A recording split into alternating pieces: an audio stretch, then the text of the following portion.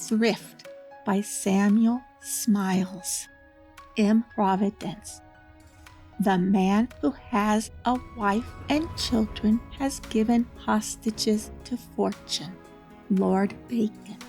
In all conditions and circumstances, well-being is in the power of those who have power over themselves. Ch.3. Where is their common sense? Alas, what imprudence! Early marriages, many children, war rates, and the workhouse. They are born, they are wretched, they die. In no foreign country of far less civilization than England is there the same improvidence. Lord Lytton. No man oppresses thee, O free and independent franchiser, but does not this stupid pewter pot oppress thee? No son of Adam can bid thee come or go, but this absurd pot of heavy wet can and does. Thou art the thrall, not of Cedric the Saxon, but of thy own brutal appetites, and this accursed dish of liquor. And thou pratest of thy liberty, thou entire blockhead. Carlyle. Never did any pub-like misery rise of itself. God's plagues still grounded are on common stains of our humanity, and to the flame which ruineth mankind, man gives the matter, or at least gives wind. Daniel. England is one of the richest countries in the world. Our merchants are enterprising, our manufacturers are industrious, our laborers are hard-working. There is an accumulation of wealth in the country to which past times can offer no parallel. The bank is gorged with gold. There never was more food in the empire. There never was more money. There is no end to our manufacturing productions, for the steam engine never tires. And yet, notwithstanding all this wealth, there is an enormous mass of poverty. Close alongside the wealth of nations, there gloomily stalks the misery of nations. Luxurious ease resting upon a dark background of wretchedness. Parliamentary reports have again and again revealed to us the miseries endured by certain portions of our working population. They have described the people employed in factories, workshops, mines, and brick fields, as well as in the pursuits of country life. We have tried to grapple with the evils of their condition by legislation, but it seems to mock us. Those who sink into poverty are fed, but they remain paupers. Those who feed them feel no compassion, and those who are fed return no gratitude. There is no bond of sympathy between the givers and the receivers. Thus the haves and the have-nots, the opulent and the indigent, stand at the two extremes of the social scale, and a wide gulf is fixed between them. Among rude and savage people, the condition of poverty is uniform. Provided the bare appetites are satisfied, suffering is scarcely felt. Where slavery exists, indigence is little known, for it is the master's interest to keep the slave in a condition fit for labor, and the employer generally takes care to supply the animal wants of the employed. It is only when society becomes civilized and free, and man enters into competition with his fellows, that he becomes exposed to indigence and experiences social misery. Where civilization, as in this country, has reached its highest point, and where large accumulations of wealth have been made, the misery of the indigent classes is only rendered more acute by the comfort and luxury with which it is placed in immediate contrast. Much of the existing misery is caused by selfishness, by the greed to accumulate wealth on the one hand, and by improvidence on the other. Accumulation of money has become the great desire and passion of the age. The wealth of nations and not the happiness of nations is the principal aim. We study political economy and let social economy shift for itself. Regard for number one is the prevailing maxim. High profits are regarded as the summum bonum, no matter how obtained or at what sacrifice. Money is our God. Devil take the hindmost, our motto. The spirits of darkness rule supreme. Mammon has led them on, Mammon the least erect of all the spirits that fell from heaven. With respect to the poorer classes, what has become of them in the midst of our so-called civilization? An immense proportion of them remain entirely uncivilized.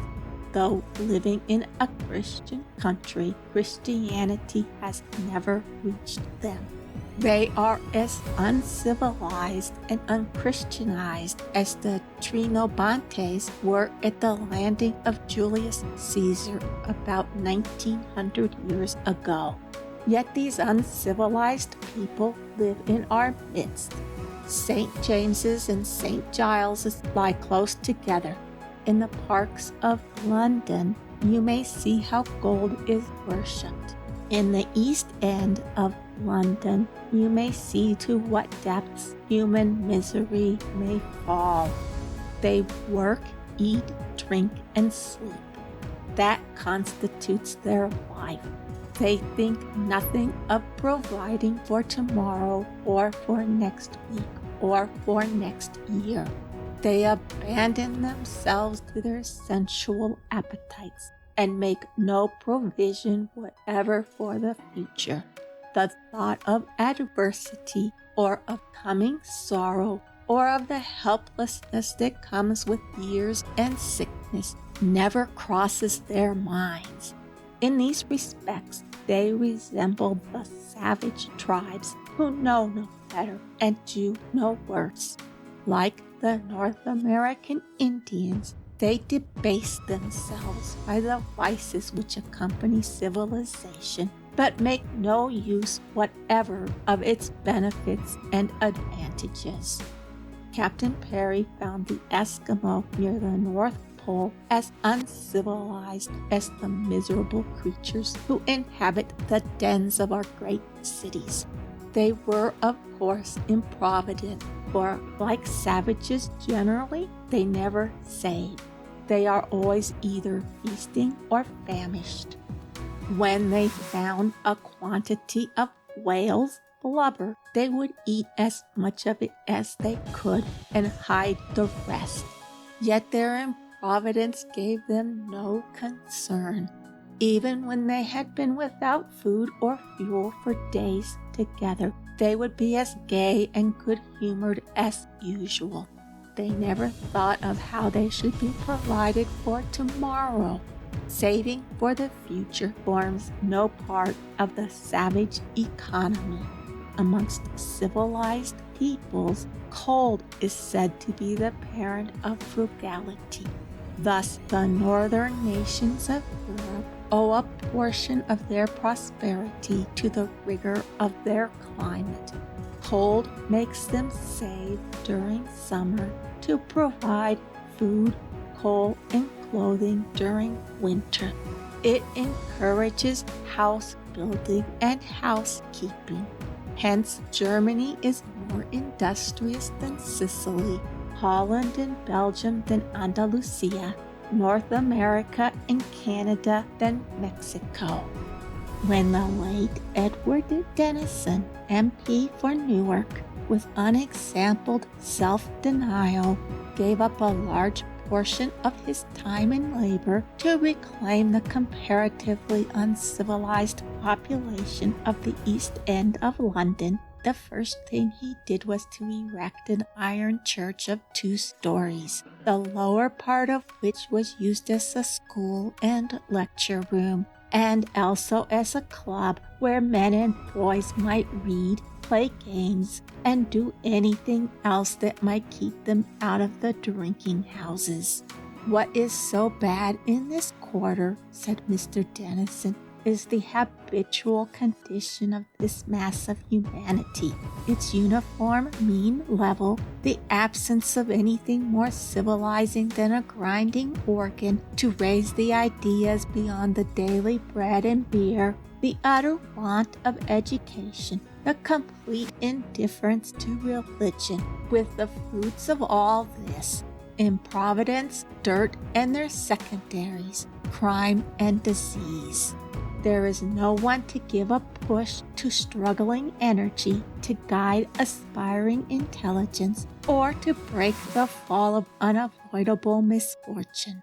The mission clergyman," he goes on to say, "is a sensible, energetic man in whose hands the work of civilizing the people is making as much progress as can be expected. But most of his energy is taken up in serving tables, nor can any great advance be made while every nerve has to be strained to keep the people from absolute starvation. And this is what happens every winter. What a monstrous thing it is that in the richest country in the world, large masses of the population should be condemned annually by a natural operation of nature to starvation and death. It is all very well to say, how can it be helped? Why, it was not so in our grandfathers' time. Behind us they were in many ways, but they were not met every winter with the spectacle of starving thousands. The fact is, we have accepted the marvelous prosperity which has in the last 20 years been granted us, without reflecting on the conditions attached to it, and without nerving ourselves to the exertion and the sacrifices which their fulfillment demands. And yet, Mr. Denison clearly saw that if the people were sufficiently educated and taught to practice the virtue of thrift, much of this misery might be prevented. The people, he elsewhere says, create their destitution and their disease. Probably there are hardly any of the most needy who, if they had been only moderately frugal and provident, could not have placed themselves in a position to tide over the occasional months of want of work or of sickness, which there always must be. I do not underrate the difficulty of laying by out of weekly earnings, but I say it can be done. A dock laborer, while a young, strong, unmarried man could lay by half his weekly wages, and such men are almost sure of constant employment. After showing how married men might also save, Mr. Denison goes on to say, saving is within the reach of nearly every man, even if quite at the bottom of the tree. But if it were of anything like common occurrence, the destitution and disease of this city would be kept within quite manageable limits.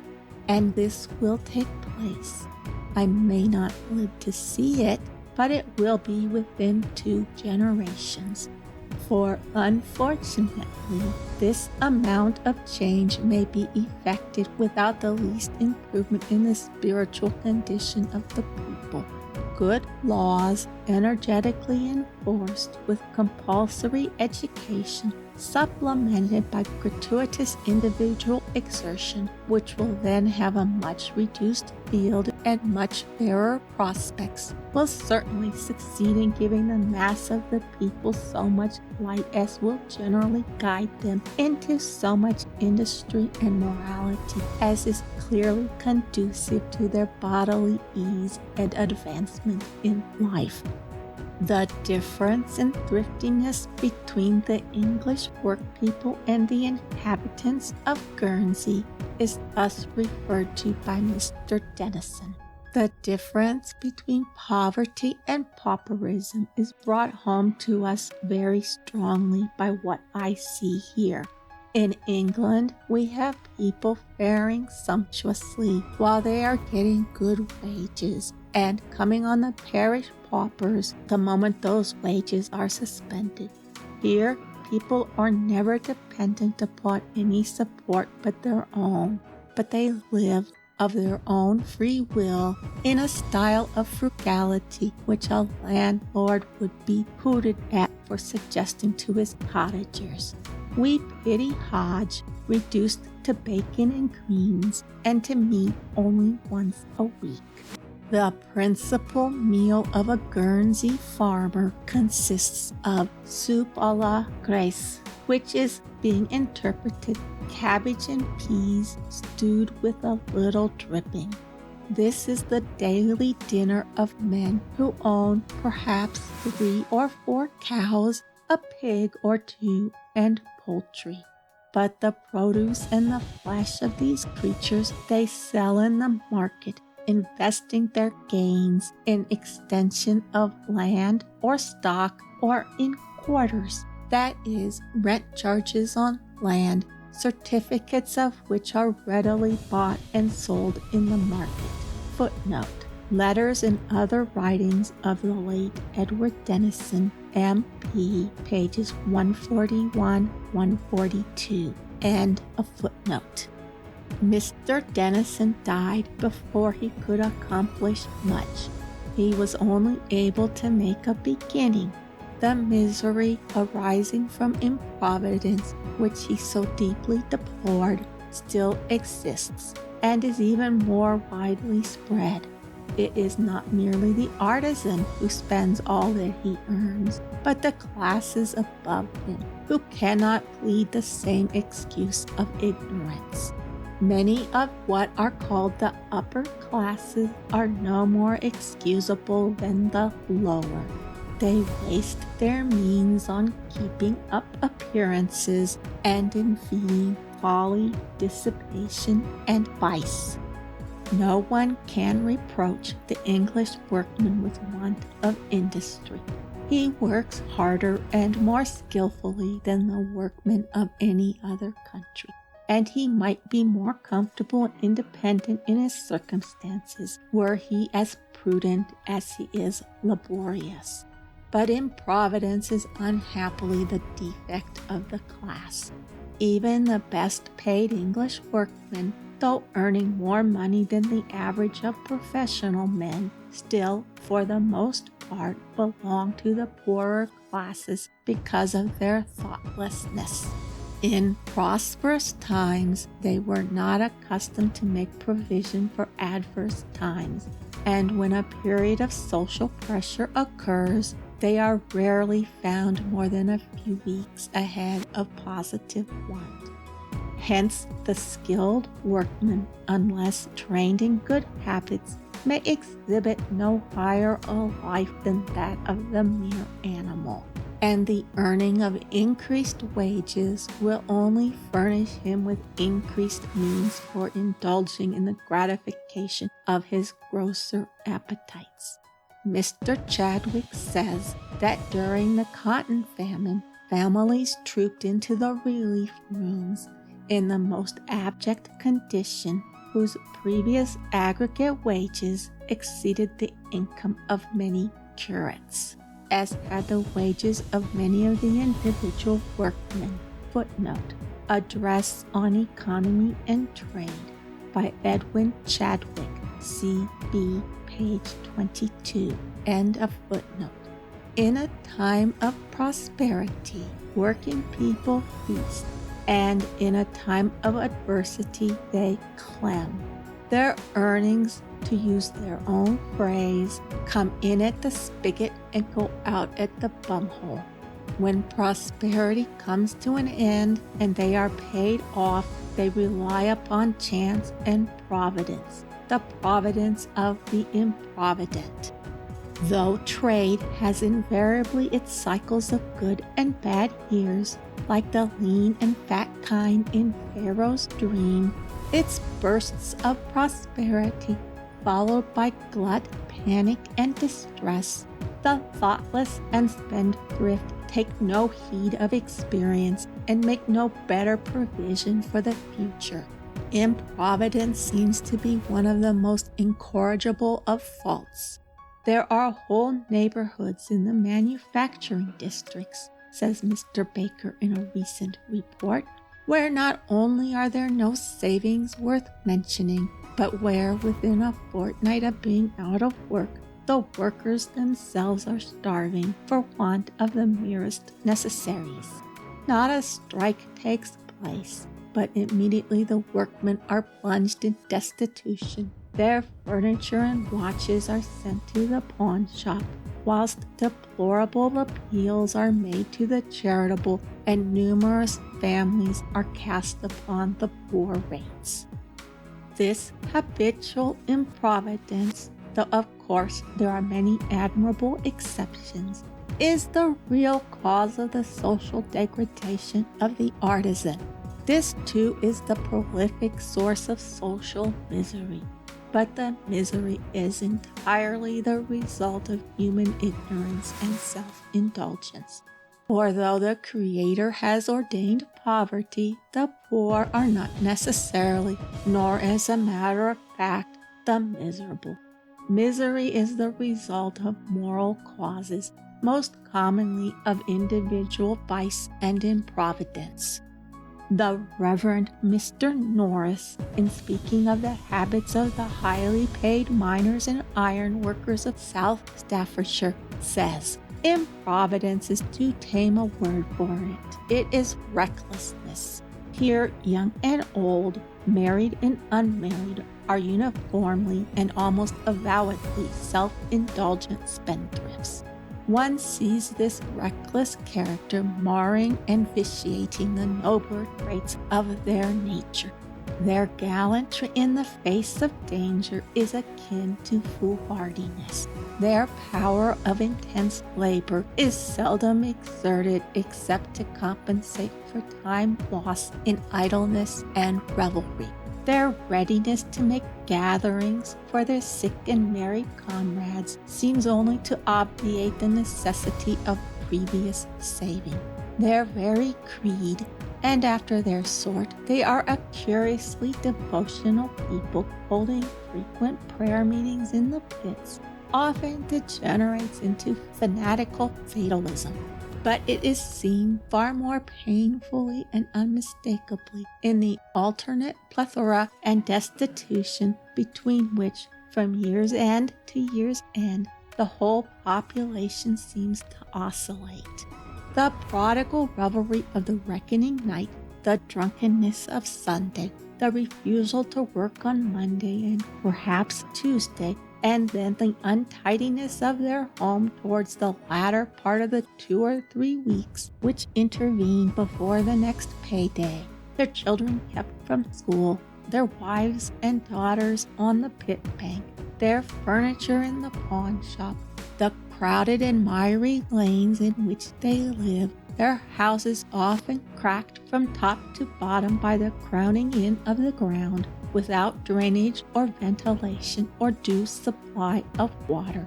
Such a state of things as this, coexisting with earnings which might ensure comfort and even prosperity, seems to prove that no legislation can cure the evil. We have certainly had numerous reforms. We have had household suffrage and vote by ballot. We have relieved the working classes of the taxes on corn, cattle, coffee, sugar, and provisions generally, and imposed a considerable proportion of the taxes from which they have been relieved on the middle and upper ranks. Yet these measures have produced but little improvement in the condition of the working people.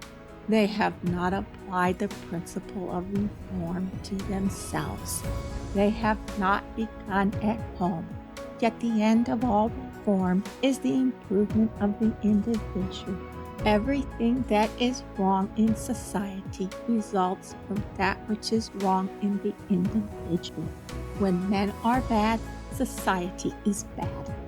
Franklin, with his shrewd common sense, observed that taxes are indeed very heavy, and if those laid on by the government were the only ones we had to pay, we might more easily discharge them. But we have many others, and much more grievous to some of us. We are taxed quite as much by our idleness, 3 times as much by our pride, and 4 times as much by our folly. And from these taxes the commissioners cannot ease or deliver us by allowing an abatement.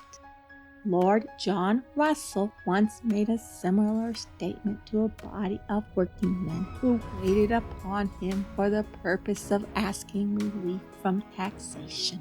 You complain of the taxes, he said, but think of how you tax yourselves. You consume about 50 millions yearly in drink.